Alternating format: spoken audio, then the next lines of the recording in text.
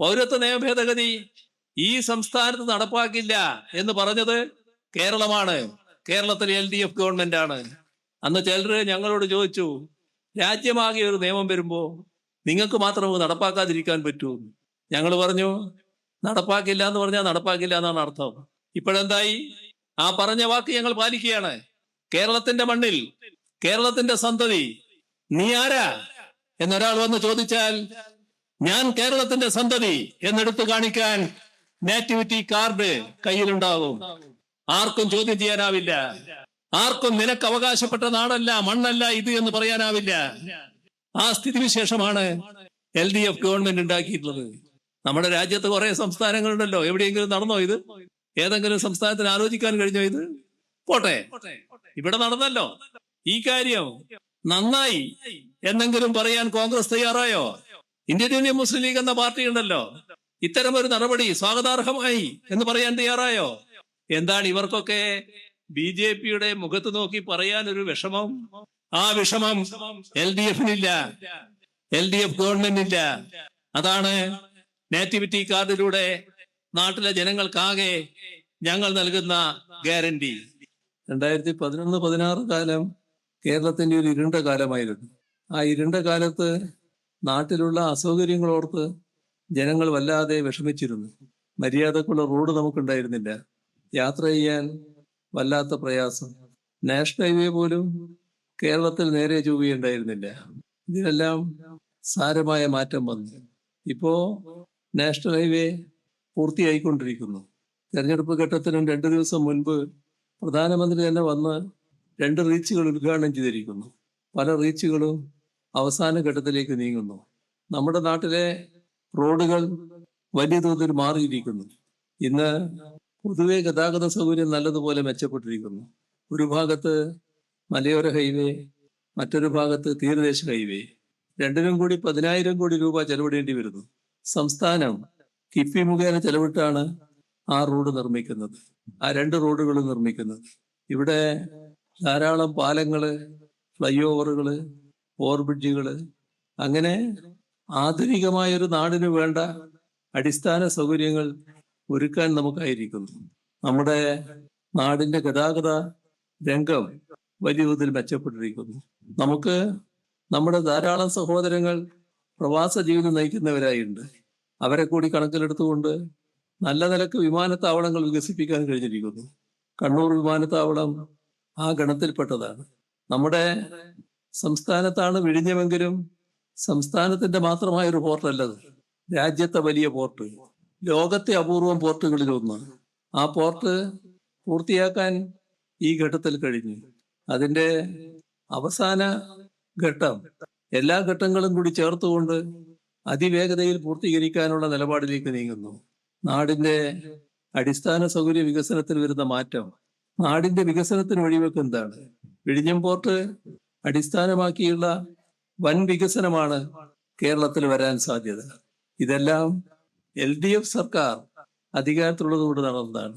ഈ 10 വർഷത്തെ അനുഭവം എടുത്താൽ മറ്റൊരു കാര്യം കൂടി കാണാൻ നമുക്ക് കഴിയും. 2016-21 കാലം ഇവിടെ തൊട്ടു മുന്നിലത്തെ ഇരുണ്ട കാലത്തിൽ നിന്ന് നാട് വെളിച്ചത്തിലേക്ക് കടന്ന കാലമാണ്. ആ മാറ്റം നേരിട്ട് അനുഭവിച്ച ജനങ്ങൾ ഒരു കാര്യം തീരുമാനിച്ചു: നമ്മുടെ നാടിന്റെ ചരിത്രം ആവർത്തിക്കരുത്, അത് തിരുത്തേണ്ടതാണ്. ജനങ്ങളുടെ ബോധ്യത്തിന്റെ ഭാഗമായാണ് അത്തരമൊരു നിലപാട് വന്നത്. 2021 തെരഞ്ഞെടുപ്പിൽ കേരളത്തിലെ ജനങ്ങൾ തങ്ങളുടെ ബോധ്യമനുസരിച്ച് നാടിന്റെ ചരിത്രം തിരുത്താൻ തയ്യാറായി. എന്തായിരുന്നു ചരിത്രം? തെരഞ്ഞെടുപ്പ് വരുമ്പോ നിലവിലുള്ള ഭരണകക്ഷി പരാജയപ്പെടും, പ്രതിപക്ഷത്തിരിക്കുന്ന മുന്നണി അധികാരത്തിൽ വരും. ഇതായിരുന്നു ദീർഘകാലമായി കേരളത്തിൽ നടന്നു വന്നത്. ഇതിന്റെ ഫലം എന്താണ്? ഇത് നാടിന് വലിയ ദോഷം ചെയ്തു എന്നാണ് ജനങ്ങൾ കണ്ടത്. എങ്ങനെ? 2 മുന്നണികൾ, LDFും UDFും. LDF നാടിനോട് പ്രതിബദ്ധത, ജനക്ഷേമത്തിൽ താല്പര്യം, നാടിനെ പുരോഗതിയിലേക്കും വികസനത്തിലേക്കും നയിക്കുന്നു. LDF ഏതെല്ലാം ഘട്ടത്തിൽ അധികാരത്തിലുണ്ടായോ അപ്പോഴൊക്കെ നാടിന്റെ ഏറ്റവും നല്ല ഘട്ടം. നല്ല രീതിയിൽ നാട് വികസിച്ചു, വിവിധ മേഖലകളിൽ പുരോഗതിയുണ്ടായി, നാടിനു വേണ്ട പുതിയ പദ്ധതികൾ ഏറ്റെടുത്തു, ഒരുപാട് ജനക്ഷേമ കാര്യങ്ങൾ നിർവഹിച്ചു. വികസനവും ജനക്ഷേമവും ഒന്നിച്ചു കൊണ്ടുപോകാൻ കഴിഞ്ഞു. ഇതൊക്കെ LDFന്റെ പ്രത്യേകത.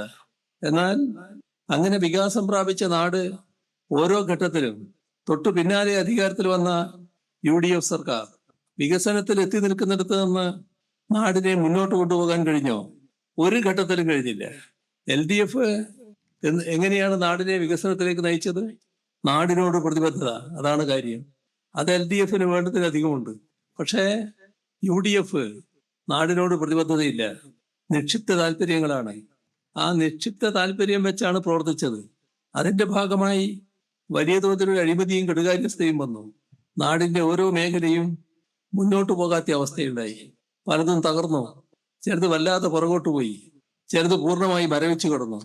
മൊത്തത്തിൽ നാടിന്റെ പുരോഗതി തടസ്സപ്പെട്ടു, വല്ലാതെ പുറകോട്ട് പോകുന്ന അവസ്ഥയുണ്ടായി.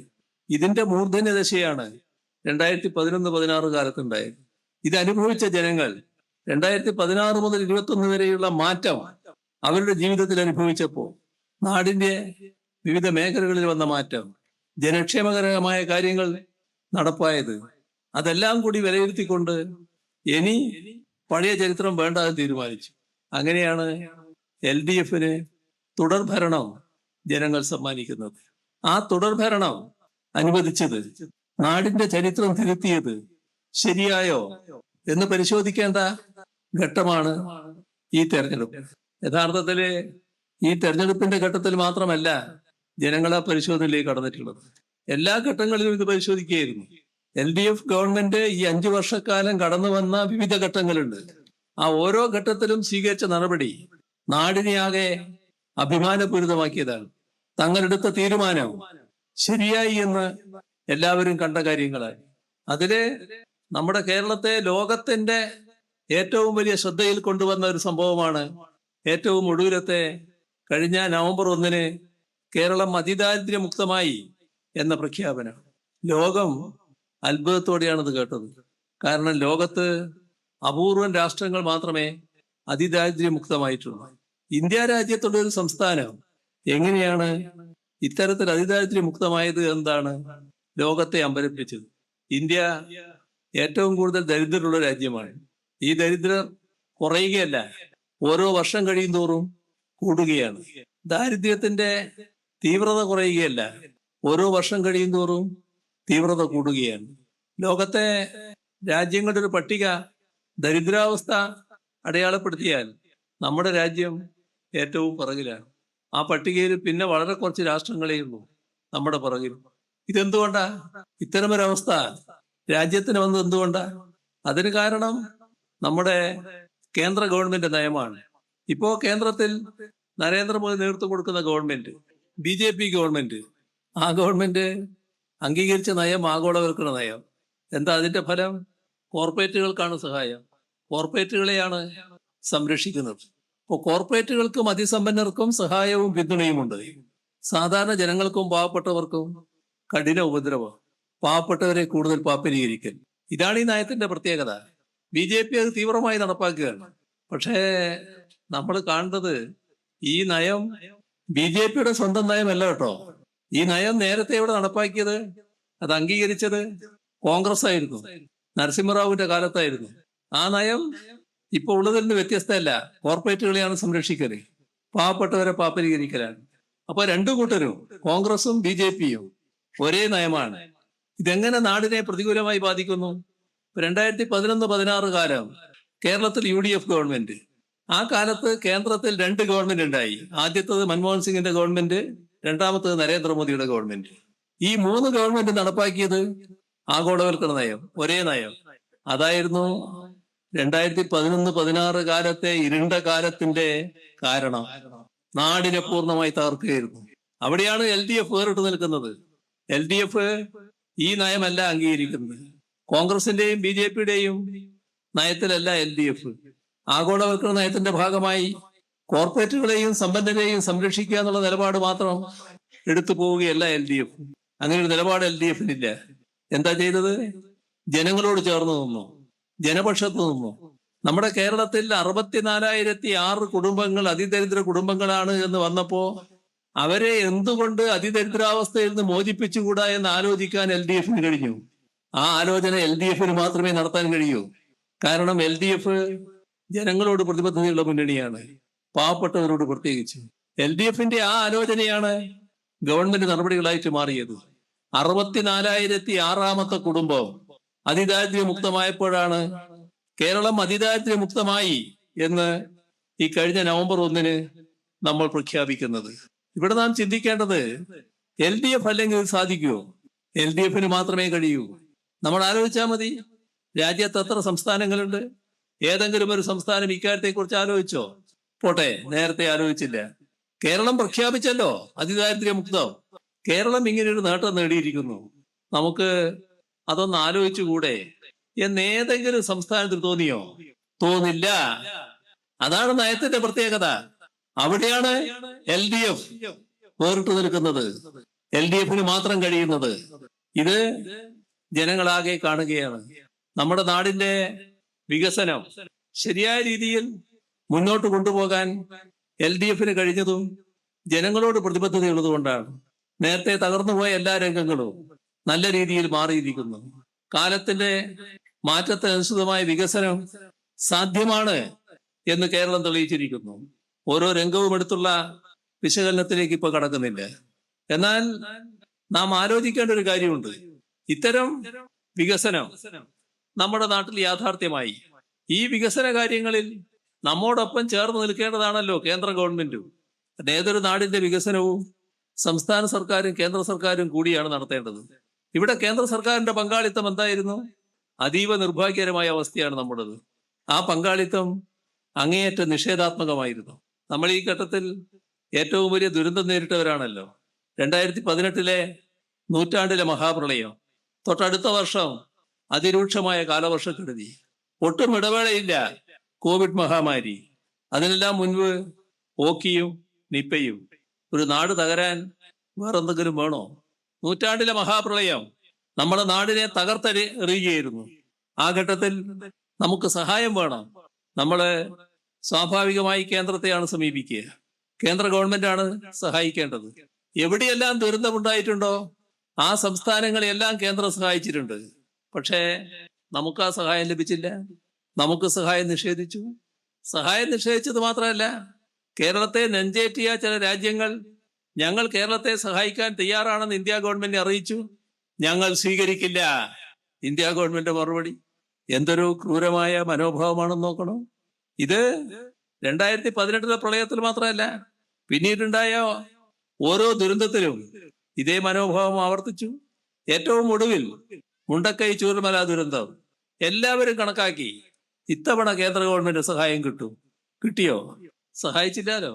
നമ്മുടെ നാട് രക്ഷപ്പെടുന്നത് ഇതാണ് മനോഭാവം. ഇതിന്റെ തന്നെ മറ്റൊരു ഭാഗം, ഏതൊരു സംസ്ഥാനവും വികാസം പ്രാപിക്കുന്നത് കയ്യിലുള്ള പണം കൊണ്ട് മാത്രമല്ല. കേന്ദ്ര സർക്കാർ ഓരോ സംസ്ഥാനത്തിനും നൽകുന്ന പണമുണ്ട്. അത് സംസ്ഥാനത്തിന് അർഹതയുള്ളതാണ്. നമ്മുടെ കാര്യത്തിലോ അതിലും വെട്ടിക്കുറവാണ്. നമ്മുടെ നാട്ടിലെ ജനസംഖ്യ രാജ്യത്തെ ജനസംഖ്യയുടെ 2.5%. നമുക്ക് ലഭിക്കുന്ന നികുതി വിഹിതം 1.9. അതായത് ജനസംഖ്യാനുപാതികമായ നികുതി വിഹിതം നമുക്കില്ല. വലിയ കുറവ്. ഈ കുറവ് നികുതി വിഹിതത്തിൽ മാത്രമല്ല, എല്ലാ കാര്യങ്ങളിലും കുറവാണ്. നാടിന്റെ വികസനത്തിന് ആവശ്യമായ പണം കണ്ടെത്താൻ സംസ്ഥാനം കടമെടുക്കും. സംസ്ഥാനത്തിന്റെ അധികാരത്തിൽപ്പെട്ടതാണത്. അതിൽ കേന്ദ്ര ഗവൺമെന്റ് ഇടപെട്ടു. കടത്തിന് പരിധി. നമ്മുടെ കാര്യം വന്നപ്പോ അതിൽ വല്ലാത്ത വെട്ടിക്കുറവ്. കടമെന്തിനാ? നമ്മൾ വായ്പയെടുക്കുന്നത് നാളത്തെ വികസനത്തിന് വേണ്ടിയാണ്. നാളത്തെ വികസന മൂലധന ചെലവാണ് എത്ര? 90%-ലധികം എടുത്ത കടത്തിൽ ചെലവഴിച്ചത്. അതാണ് കേരളത്തിന്റെ അനുഭവം. അത് വികസനത്തിന് ഉപകരിക്കുന്ന മൂലധന ചെലവായതുകൊണ്ട് നാടിന്റെ ഭാവിക്ക് ഗുണകരമാണ്. ആ പണം നാടിനെ ശക്തിപ്പെടുത്തും. നിങ്ങൾ അങ്ങനെ വികസിക്കണ്ട. ഇതാണ് കേന്ദ്ര ഗവൺമെന്റ് സമീപനം. കേരളം തകരട്ടെ എന്ന സമീപനമല്ലേ? എന്തുകൊണ്ടാണ് ഇത്തരം ഒരു സമീപനം വന്നത്? നമുക്കെന്തെങ്കിലും പോരായ്മയുണ്ടോ? ഒരു സംസ്ഥാനം എന്ന നിലക്ക് പോരായ്മയില്ല എന്ന് മാത്രമല്ല, ഒരുപാട് യോഗ്യതകൾ രാജ്യത്തിന് മുന്നിൽ കാണിക്കാൻ കേരളത്തിന് കഴിയുന്നു. പിന്നെന്താണ്? അവിടെയാണ് രാഷ്ട്രീയം. ഇവിടെ കേന്ദ്ര ഗവൺമെന്റ് നേതൃത്വം കൊടുക്കുന്നത് ബി.ജെ.പിക്ക് നേതൃത്വം കൊടുക്കുന്നത് RSS-നെയും BJP-യെയും രാജ്യത്തിന്റെ മറ്റു ചില ഭാഗങ്ങൾ സ്വീകരിച്ചിട്ടുണ്ട്. പക്ഷെ കേരളം ഇവരെ സ്വീകരിക്കുന്നില്ല. കേരളത്തിന്റെ പ്രത്യേകതയുണ്ട്. ജാതിഭേദവും മതദ്വേഷവും ഇല്ലാതെ എല്ലാവരും സഹോദരന്മാരായി കഴിയുന്ന നാടാണ് കേരളം. ആ കേരളത്തിനും കേരളീയർക്കും RSSനെയും BJPയെയും സ്വീകരിക്കാൻ കഴിയില്ല. അതുകൊണ്ട് കേരളത്തോട് വിരോധം, ആ വിരോധം പകയായി വിദ്വേഷമായി മാറുന്നു. കേരളം തകരട്ടെ എന്ന സമീപനത്തിലേക്ക് എത്തുന്നു. ഇത് BJPയുടെ കാര്യം. എന്താണ് കോൺഗ്രസും UDFും സ്വീകരിച്ച നില? കോൺഗ്രസും UDFും എന്ന് പറയുമ്പോൾ നമ്മൾ കാണേണ്ടത് 2016 വരെ വിവിധ ഘട്ടങ്ങളിൽ മാറി മാറി അധികാരത്തിലിരുന്നവരാണല്ലോ. ഈ നാടിനെ തകർക്കുന്ന സമീപനം വരുമ്പോ നാടിനോടൊപ്പം അവർ നിൽക്കണ്ടേ? നിന്നോ? നമ്മുടെ നാടിനെ തകർക്കുന്ന സമീപനം കേന്ദ്ര ഗവൺമെന്റ് സ്വീകരിച്ചപ്പോ അതിനെതിരെ അരയക്ഷരം ഉരിയാടാൻ തയ്യാറില്ല. പാർലമെന്റില് നിരനിരയായി UDF MPമാര് കേന്ദ്ര ഗവൺമെന്റ് കാണിക്കുന്ന കടുത്ത അവഗണന, അതിനെതിരെ ആർക്കും പ്രതികരിക്കാനില്ല. അവര് നാക്കെടുത്താൽ കേരള ഗവൺമെന്റിനെ കുറ്റപ്പെടുത്തും. ഒരക്ഷരം BJP ഗവൺമെന്റിനെതിരെ പറയില്ല. നമ്മുടെ നാടിനെ ഈ അനീതിക്കെതിരെ പ്രക്ഷോഭം നടത്തേണ്ടി വന്നു. ആ പ്രക്ഷോഭ സമയത്ത് അതിനു മുൻപായി UDF നേതാക്കളെ ഞങ്ങൾ വിളിച്ചു. ഇത് നാടിന്റെ പൊതുവായ പ്രശ്നമാണല്ലോ, നമുക്ക് ഒന്നിച്ചു നിന്ന് പ്രക്ഷോഭം നടത്തിക്കൂടെ? യോജിച്ച പ്രക്ഷോഭമായിക്കൂടെ? ഇല്ല, ഞങ്ങളില്ല. എന്താണ്? LDFന്റെ പ്രശ്നമല്ലല്ലോ, കേരളത്തിന്റെ പൊതു പ്രശ്നമല്ലേ? എന്തുകൊണ്ടാണ് കോൺഗ്രസിനും UDFനും BJPയുടെ മനസ്സിൽ നേരിയ തോതിലുള്ള വിഷമം പോലും ഉണ്ടാകരുത് എന്ന നിർബന്ധമുണ്ടാക്കാൻ കാരണം? ഇതാണ് നമ്മുടെ അനുഭവം, നാടിന്റെ ദുരനുഭവം. പക്ഷേ നാം ഓർക്കേണ്ടത്, ഇവരാഗ്രഹിച്ചതുപോലെ നാം തകർന്നു പോയില്ല. നമുക്ക് തകരാനൊക്കുമായിരുന്നില്ല. നാടിന് അതിജീവിച്ചേ മതിയാകുമായിരുന്നുള്ളൂ. ആ അതിജീവനം ലോകവും രാജ്യവും അത്ഭുതാചരങ്ങളിലൂടെയാണ് നോക്കിക്കണ്ടത്. എങ്ങനെ ഇവർക്ക് ഈ തരത്തിൽ അതിജീവനം നടത്താനായി? എന്താണ് അവർ ചിന്തിച്ചത്? നമുക്കതിൽ ആശ്ചര്യമില്ല. നാടും ജനങ്ങളും കാണിച്ച ഒരുമയും ഐക്യവും അതായിരുന്നു നമ്മുടെ കരുത്ത്. നാം നേടിയ അതിജീവനം ഈ ഒരുമയുടെയും ഐക്യത്തിന്റെയും ഭാഗമായാണ്. ആ ഒരുമയും ഐക്യവും ഒന്നും നമ്മുടെ മുന്നിൽ അസാധ്യമല്ല എന്ന് തെളിയിച്ചു. ഇവിടെ ജനപക്ഷത്താണ് ഞങ്ങൾ എപ്പോഴും അണിനിരന്നിട്ടുള്ളത്. ജനങ്ങളുടെ കൂടെയാണ് ഞങ്ങൾ സഞ്ചരിച്ചിട്ടുള്ളത്. ജനങ്ങളെയാണ് ഞങ്ങൾ വിശ്വസിച്ചത്. ജനങ്ങൾ ഞങ്ങളെയും വിശ്വസിച്ചു. ഒരു നാട്, ആ നാട്ടിലുള്ള ജനങ്ങൾ എല്ലാവരും സാഹോദര്യ ബന്ധത്തിൽ കഴിയുക, ഇതിനാണ് പ്രാമുഖ്യം കൊടുത്തത്. അതിന്റെ ഭാഗമായാണ് ഈ കഴിഞ്ഞ 10 വർഷം ഒരു വർഗീയ സംഘർഷവും വർഗീയ കലാപവും ഇല്ലാത്ത നാട് എന്ന സ്ഥിതി കേരളത്തിൽ ഉണ്ടായത്. ഇതാണ് LDFന്റെ നയം, എല്ലാവരെയും ചേർത്ത് പിടിക്കുക. എന്നാൽ നമ്മുടെ രാജ്യത്തിന്റെ സ്ഥിതി ഇതാണോ? രാജ്യത്തിന്റെ അവസ്ഥ നമ്മുടെ നാടിന്റെ രീതിയിലാണോ? നമ്മുടെ രാജ്യം, ഈ മണ്ണിൽ ജീവിക്കുന്നവര് ഒരു വിഭാഗം വലിയ തോതിൽ ആശങ്കയിൽ കഴിയുന്നു. ഈ മണ്ണിൽ ജീവിക്കാനാകുമോ എന്നവർ ചിന്തിക്കുന്നു. ഈ മണ്ണിന്റെ അവകാശികളായി തുടരാൻ പറ്റുമോ? രാജ്യത്തുനിന്ന് പുറത്താകുമോ എന്ന് ചിന്തിക്കുന്ന ഒരു വിഭാഗം വരുന്നു. എന്തുകൊണ്ടാണത്? നമ്മുടെ രാജ്യം ഭരിക്കുന്ന BJPക്ക് നേതൃത്വം കൊടുക്കുന്ന RSS നേരത്തെ തന്നെ കണ്ടുവച്ചിട്ടുണ്ട്, രാജ്യത്തിന്റെ ആഭ്യന്തര ശത്രുക്കൾ അവർ കണക്കാക്കിയവരിൽ ഒരു വിഭാഗം ന്യൂനപക്ഷങ്ങളാണ്. അതനുസരിച്ചാണ് അജണ്ട തയ്യാറാക്കുന്ന, അജണ്ടകളെല്ലാം അതനുസരിച്ചാണ്. അതിന്റെ ഭാഗമായാണ് നമ്മുടെ രാജ്യത്ത് നാളെ ഇവിടെ ജീവിക്കാൻ കഴിയുമോ എന്ന ആശങ്ക ഒരു വിഭാഗത്തിനുണ്ടായത്. ഇവിടെ പൗരത്വ നിയമ ഭേദഗതി വന്നു. ആ പൗരത്വ നിയമ ഭേദഗതി രാജ്യമാകെ എതിർപ്പുയർത്തി. ഇടതുപക്ഷം ശക്തമായി അതിന്റെ മുന്നിൽ നിന്നു. രാജ്യവ്യാപകമായി ജനങ്ങളെ അണിനിരത്തി. അതിനെതിരായിട്ട് പിൻവലിക്കണമെന്ന് ശക്തമായി ഇടതുപക്ഷം ആവശ്യപ്പെട്ടു. ഇതിനെക്കുറിച്ച് ആലോചിക്കുമ്പോൾ പൗരത്വ രജിസ്റ്റർ നേരത്തെ കൊണ്ടുവന്ന് കോൺഗ്രസ് ആയിരുന്നു നോർക്കണം. രാജ്യത്ത് ഈ പ്രശ്നം ശക്തമായി ഉയർന്നു വന്നപ്പോ കോൺഗ്രസിന്റെ ശബ്ദം വേണ്ട രീതിയിൽ ഉയർന്നോ? വേണ്ട രീതിയിൽ ഉയർത്താനായോ? എന്നാൽ ഇടതുപക്ഷം ശക്തമായി നിന്നു. ഇവിടെ LDF ശക്തമായി നിന്നു. ഇവിടെ LDF ഗവൺമെന്റും ശക്തമായി നിന്നു. നമ്മുടെ രാജ്യത്ത് ആദ്യമായി പൗരത്വ നിയമ ഭേദഗതി ഈ സംസ്ഥാനത്ത് നടപ്പാക്കില്ല എന്ന് പറഞ്ഞത് കേരളമാണ്. കേരളത്തിലെ LDF ഗവൺമെന്റ് ആണ്. അന്ന് ചിലര് ഞങ്ങളോട് ചോദിച്ചു, രാജ്യമാകെ ഒരു നിയമം വരുമ്പോ നിങ്ങൾക്ക് മാത്രം നടപ്പാക്കാതിരിക്കാൻ പറ്റൂ? ഞങ്ങൾ പറഞ്ഞു, നടപ്പാക്കില്ല എന്ന് പറഞ്ഞാൽ നടപ്പാക്കില്ല എന്നാണ് അർത്ഥം. ഇപ്പോഴെന്തായി? ആ പറഞ്ഞ വാക്ക് ഞങ്ങൾ പാലിക്കുകയാണ്. കേരളത്തിന്റെ മണ്ണിൽ കേരളത്തിന്റെ സന്തതി, നീ ആരാ എന്നൊരാൾ വന്ന് ചോദിച്ചാൽ ഞാൻ കേരളത്തിന്റെ സന്തതി എന്നെടുത്തു കാണിക്കാൻ നാറ്റിവിറ്റി കാർഡ് കയ്യിലുണ്ടാകും. ആർക്കും ചോദ്യം ചെയ്യാനാവില്ല. ആർക്കും നിനക്ക് അവകാശപ്പെട്ട നാടല്ല, മണ്ണല്ല ഇത് എന്ന് പറയാനാവില്ല. ആ സ്ഥിതിവിശേഷമാണ് LDF ഗവൺമെന്റ് ഉണ്ടാക്കിയിട്ടുള്ളത്. നമ്മുടെ രാജ്യത്ത് കുറെ സംസ്ഥാനങ്ങളുണ്ടല്ലോ. എവിടെയെങ്കിലും നടന്നോ ഇത്? ഏതെങ്കിലും സംസ്ഥാനത്തിന് ആലോചിക്കാൻ കഴിഞ്ഞോ ഇത്? പോട്ടെ, ഇവിടെ നടന്നല്ലോ. ഈ കാര്യം നന്നായി എന്നെങ്കിലും പറയാൻ കോൺഗ്രസ് തയ്യാറായോ? ഇന്ത്യൻ യൂണിയൻ മുസ്ലിം ലീഗ് എന്ന പാർട്ടി ഉണ്ടല്ലോ, ഇത്തരം ഒരു നടപടി സ്വാഗതാർഹമായി എന്ന് പറയാൻ തയ്യാറായോ? എന്താണ് ഇവർക്കൊക്കെ BJPയുടെ മുഖത്ത് നോക്കി പറയാൻ ഒരു വിഷമം? ആ വിഷമം LDFനില്ല, LDF ഗവൺമെന്റില്ല. അതാണ് നാറ്റിവിറ്റി കാർഡിലൂടെ നാട്ടിലെ ജനങ്ങൾക്കാകെ ഞങ്ങൾ നൽകുന്ന ഗ്യാരണ്ടി. മറ്റൊരു ഭാഗം, ഇപ്പോ FCRA എത്ര ധൃതിപ്പെട്ടാണ്. എന്തായിരുന്നു അതിന്റെ ഉദ്ദേശം? തീർത്തും ദുരുദ്ദേശം. തങ്ങൾ ആഭ്യന്തര ശത്രുക്കളായി കാണുന്ന മറ്റൊരു വിഭാഗം, ആ വിഭാഗത്തെ കൈയോടെ പിടികൂടുക, സ്ഥാപനങ്ങൾ കൈയടക്കുക. നമ്മളൊരു ജനാധിപത്യ വ്യവസ്ഥയുടെ രാഷ്ട്രമല്ലേ, അതിനുതകുന്ന സമീപനമല്ലേ എടുക്കേണ്ടത്? അതാണോ ഇവിടെ നടക്കുന്നത്? ഒരു സ്ഥാപനം കണക്ക് കൊടുക്കാൻ വൈകിപ്പോയാൽ ഉടനെ സ്ഥാപനം കൈയടക്കുകയാണ്. ഇതാണോ ശരി? നമ്മുടെ നാട്ടിൽ അശരണർക്ക്, നിരാലംബർക്ക് വലിയ തോതിൽ താങ്ങും തണലുമാകുന്ന ഒട്ടേറെ സ്ഥാപനങ്ങളുണ്ട്. ആ സ്ഥാപനങ്ങളൊന്നും നടത്തുന്നതിന് ഗവൺമെന്റ് കാശ് കൊടുക്കുന്നില്ല. അതിനാവശ്യമായ ഫണ്ട് അവർ കണ്ടെത്തുന്നത് അവരുടെ ആളുകൾ തന്നെ ജോലിയെടുത്ത് നൽകുന്ന സംഭാവനയിലൂടെയാണ്. നല്ല ചാരിറ്റി പ്രവർത്തനം നടക്കുമ്പോൾ ആ നല്ല കാര്യത്തിന് സംഭാവന ചെയ്യാൻ ആളുകൾ തയ്യാറാകും. അതിനെ മറ്റൊരു കണ്ണിൽ കാണുകയാണ്, അത് പിടിച്ചടക്കാൻ ശ്രമിക്കുകയാണ്. നാട്ടിലെ രാജ്യത്തെ ക്രൈസ്തവ സമൂഹ മേധാവികൾ ഒന്നടങ്കം അതിനെ ചോദ്യം ചെയ്തില്ലേ? തങ്ങൾ ആ നടപടി സ്വീകരിക്കില്ല എന്ന് പറഞ്ഞോ? ഇപ്പോഴും ആ നടപടിയിൽ തന്നെയാണ് കേന്ദ്ര ഗവൺമെന്റ് നിൽക്കുന്നത്. ശക്തമായ നിലപാടാണ് ഞങ്ങൾക്കതിലുള്ളത്. ഇത് പിൻവലിക്കണം. ഇതുമായി ബന്ധപ്പെട്ട ഒരു നടപടിയും സ്വീകരിക്കാൻ പാടില്ല. ഇവിടെയും കാണേണ്ട കാര്യം, ഇതിന്റെ തുടക്കത്തില് ഒരു പങ്ക് കോൺഗ്രസിന് കാണാൻ കഴിയും. കോൺഗ്രസ് ആണ് ഈ പറയുന്ന ആദ്യ നിയമം കൊണ്ടുവരുന്നത്. അന്ന് അവരൊരു കാര്യം ചെയ്തു, മറ്റെല്ലാരെയും അതിന്റെ പരിധിയിൽപ്പെടുത്തി, RSSനെ പരിധിയിൽപ്പെടുത്തിയില്ല.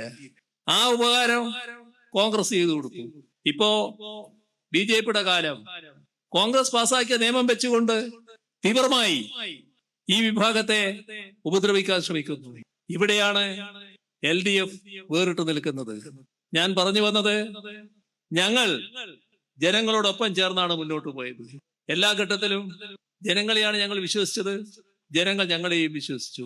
ഈ തെരഞ്ഞെടുപ്പിലും ഞങ്ങൾ ആ വഴി തന്നെയാണ് സ്വീകരിച്ചത്. ഒരാശങ്കയും സംശയവും ഞങ്ങൾക്കില്ല. ഈ തെരഞ്ഞെടുപ്പിൽ ജനങ്ങൾ ഞങ്ങളോടൊപ്പമുണ്ട്.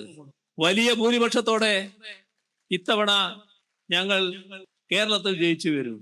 അതിന്റെ ഭാഗമായാണ് പേരാവൂർ മണ്ഡലത്തില് സഖാവ് ശൈലജ ടീച്ചർ LDF സ്ഥാനാർത്ഥിയായി മത്സരിക്കുന്നത്. പേരാവൂരിന്റെ പ്രതിനിധിയായി ശൈലജ ടീച്ചർ വരിക എന്താണ് ഞങ്ങൾ ഉദ്ദേശിക്കുന്നത്. വൻപിച്ച ഭൂരിപക്ഷത്തോടെ ശൈലജ ടീച്ചറെ വലിയ തോതിൽ വിജയിപ്പിക്കുക. നിങ്ങൾ എല്ലാവർക്കും സ്വീകാര്യായിട്ടുള്ള സ്ഥാനാർത്ഥിയാണ്. നിങ്ങൾ ആർക്കും, ഏത് പ്രദേശത്തുള്ള കുടുംബങ്ങൾക്കും ശൈലജ ടീച്ചർ അന്യല്ല, ഒരു കുടുംബാംഗം പോലെ സ്വീകരിക്കാൻ പറ്റുന്നതാണ്. ആ രീതിയിൽ നല്ല ഭൂരിപക്ഷത്തോടെ വിജയിപ്പിച്ച് നിയമസഭയിലേക്ക് അയക്കുക എന്ന് അഭ്യർത്ഥിച്ചുകൊണ്ട് അവസാനിപ്പിക്കുന്നു. നിങ്ങൾക്ക് എന്റെ അഭിവാദ്യം.